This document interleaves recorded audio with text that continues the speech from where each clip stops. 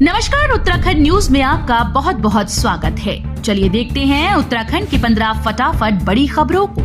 इससे पहले आप न्यूज को कहां से देख रहे हैं, कमेंट में बताना बिल्कुल न भूलें।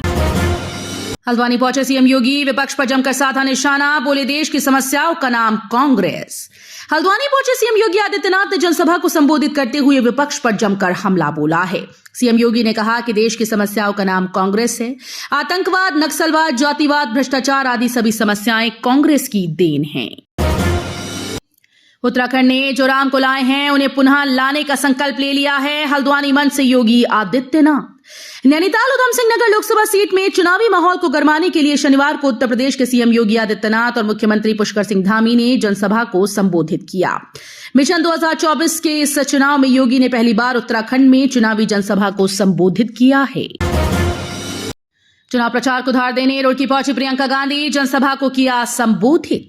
अखिल भारतीय कांग्रेस कमेटी की महासचिव प्रियंका गांधी आज शनिवार को रामनगर के बाद दोपहर बाद रुड़की पहुंची। यहां उन्होंने चुनावी जनसभा को संबोधित किया।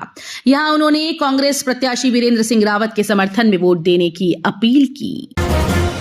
हरिद्वार में स्नान को उमड़ी श्रद्धालुओं की भीड़, गंगा में लगाई आस्था की पावन डुबकी। बैसाखी का पर्व धर्म नगरी हरिद्वार में श्रद्धा और उल्लास के साथ मनाया जा रहा है। पर सुबह से ही हरिद्वार में श्रद्धालुओं की भारी भीड़ उमड़ पड़ी।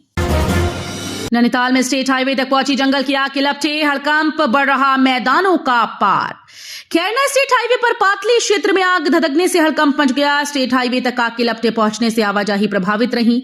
हवा के तेज झोंकों से आग और भी विकराल हो गई।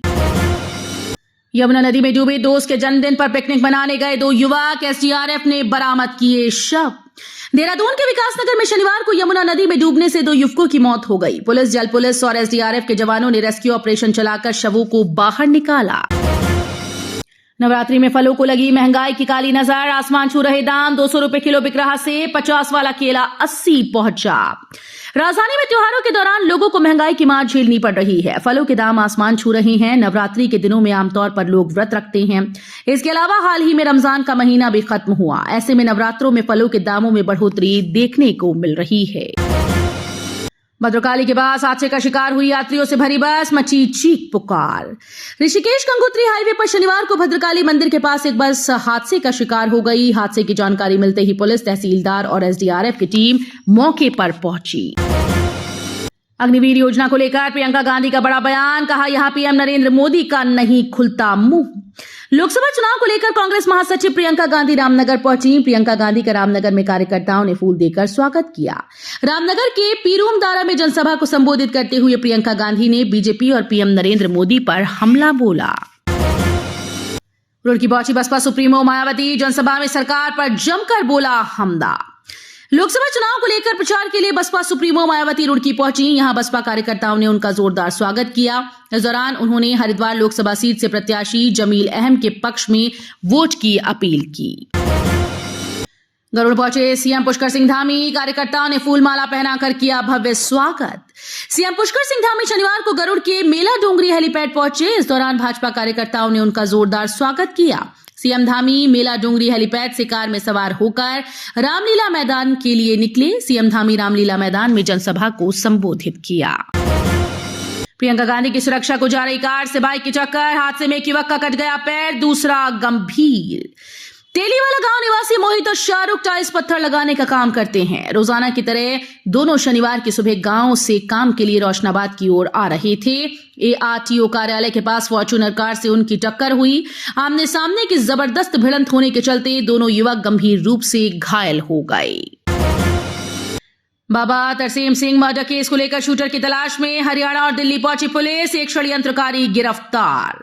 28 मार्च को बाइक सवार बदमाशों ने नानकमत्ता में डेरा कार सेवा प्रमुख तरसेम सिंह की हत्या कर दी थी। फुटेज की मदद से हत्यारोपितों की पहचान सरबजीत सिंह और अमरजीत सिंह उर्फ बिट्टू के रूप में हुई थी। अमित शाह के कन्याकुमारी रोड शो में उमड़ी भारी भीड़, फूलों की पंखुड़ियों से हुआ स्वागत। भारत के सबसे दक्षिणी छोर कन्याकुमारी में केंद्रीय गृह मंत्री अमित शाह के रोड शो में भारी भीड़ पहुंची। भारतीय जनता पार्टी के हजारों कार्यकर्ता, समर्थक और आम लोगों ने रोड शो में शिरकत की। बीजेपी के सीनियर नेता का ये रोड शो मुख्य रूप से थुकले में मेट्रो कादाई जंक्शन से पुराने बस स्टैंड कन्याकुमारी तक था। देश में 2014 के बाद बदला माहौल। जयशंकर बोले, अब विदेश नीति के साथ आतंकवाद से निपटने का तरीका बेहतर हुआ।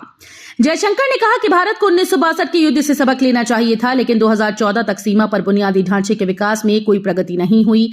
जयशंकर ने कहा कि 2014 के बाद से देश का रक्षा बजट काफी बढ़ा और विदेश नीति में बदलाव आया है। तो ये थी उत्तराखंड की 15 बड़ी खबरें। रोजाना ऐसे ही सबसे पहले अपडेट पाने के लिए चैनल को सब्सक्राइब करना बिल्कुल ना भूलें। साथ ही वीडियो को लाइक भी कर दें। धन्यवाद।